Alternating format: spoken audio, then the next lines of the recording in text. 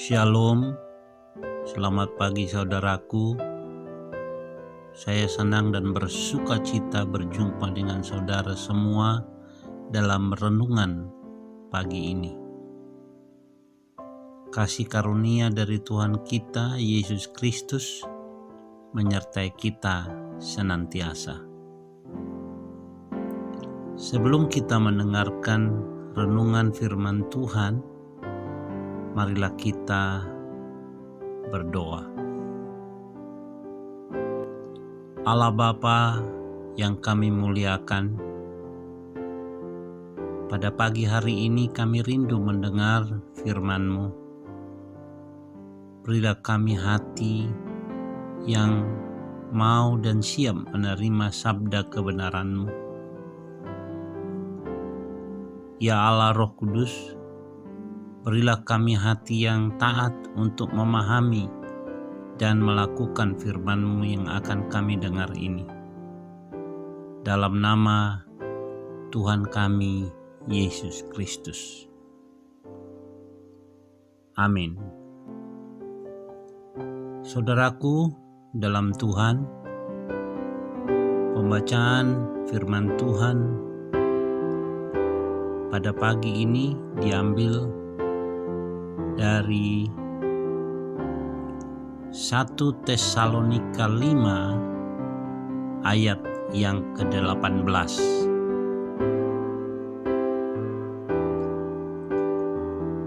Mengucap syukurlah dalam segala hal, sebab itulah yang dikehendaki Allah di dalam Kristus Yesus bagi kamu.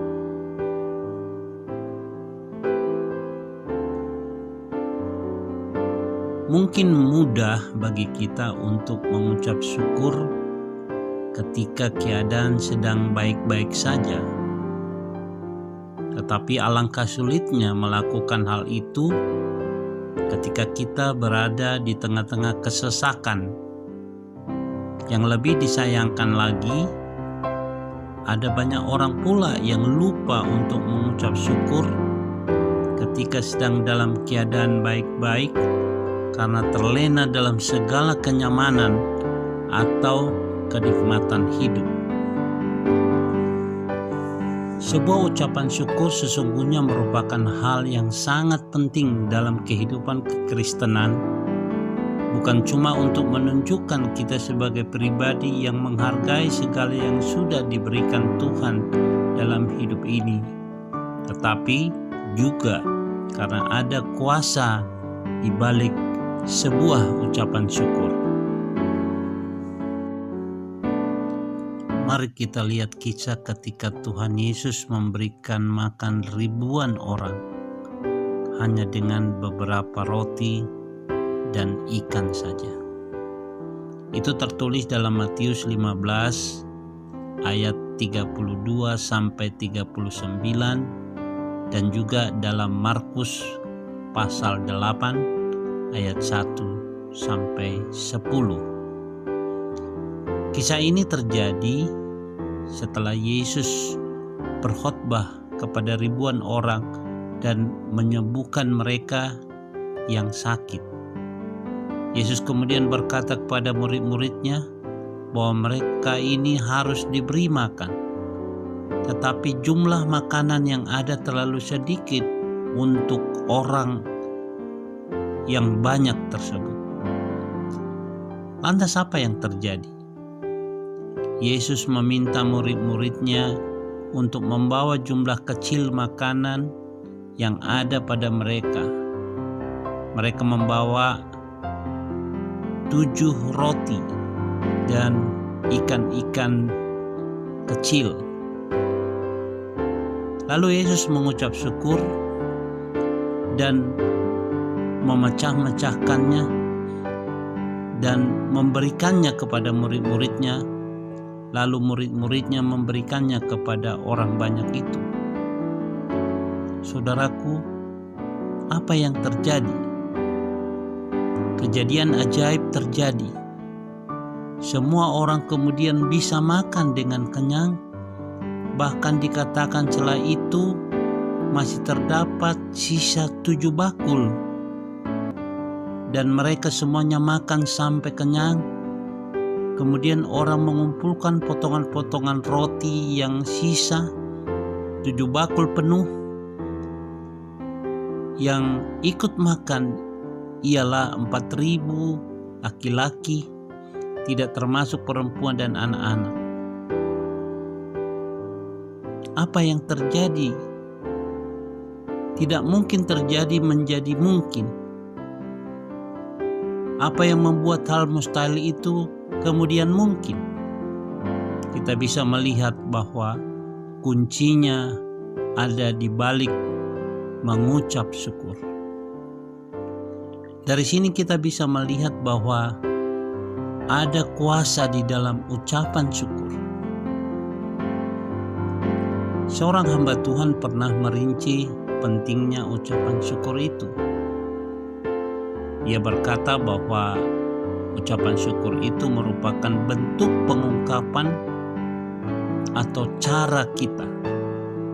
Pertama, menyerahkan segalanya terhadap seluruh masalah-masalah kita ke dalam tangan Tuhan, berserah sepenuhnya. Kedua, mengatakan kepada Tuhan bahwa kita mau dibentuk dan diproses sesuai dengan cara dan kehendak Tuhan.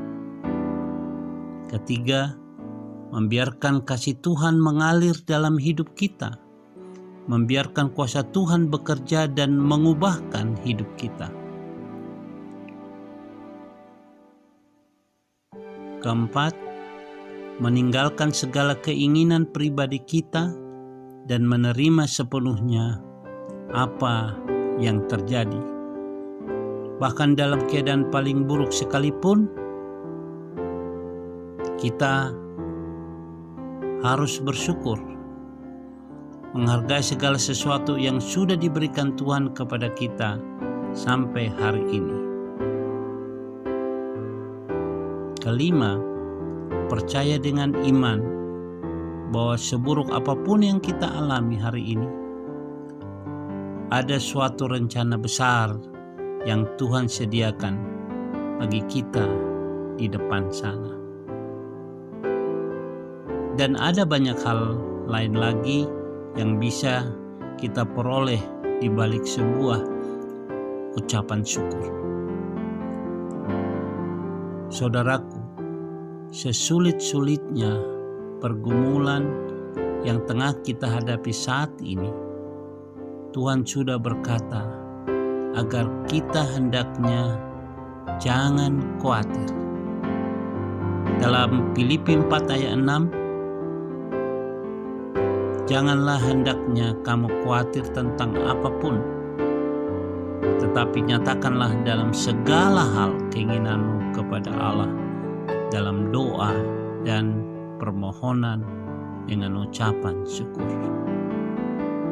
Dari ayat ini kita bisa melihat bahwa kita tidak perlu khawatir, tapi kita diperkenankan untuk menyampaikan keinginan dan harapan kita kepada Tuhan, dan itu dilakukan dalam doa dan permohonan yang disertai ucapan syukur. Saudaraku yang dikasihi Tuhan, apakah yang saudara alami pada saat ini? Mungkin kita mengalami banyak perkara-perkara yang sulit dan kita tidak tahu bagaimana jalan keluar. Kita mengeluh, kita mungkin kesal, mungkin saja kita mempersalahkan Tuhan dalam keadaan yang kita alami saat ini. Tapi saya katakan kepada saudara, seberat apapun masalah yang tengah kita hadapi, baik dalam pekerjaan, usaha, bisnis, keluarga, mungkin kita mengalami sakit penyakit, keadaan keuangan, dan sebagainya. Mari kita hadapi itu dengan mengucap syukur. Dan segala sesuatu yang kita alami, Tuhan tahu. Hanya yang penting saat ini, maukah kita datang kepada Tuhan dan menyerahkannya semuanya?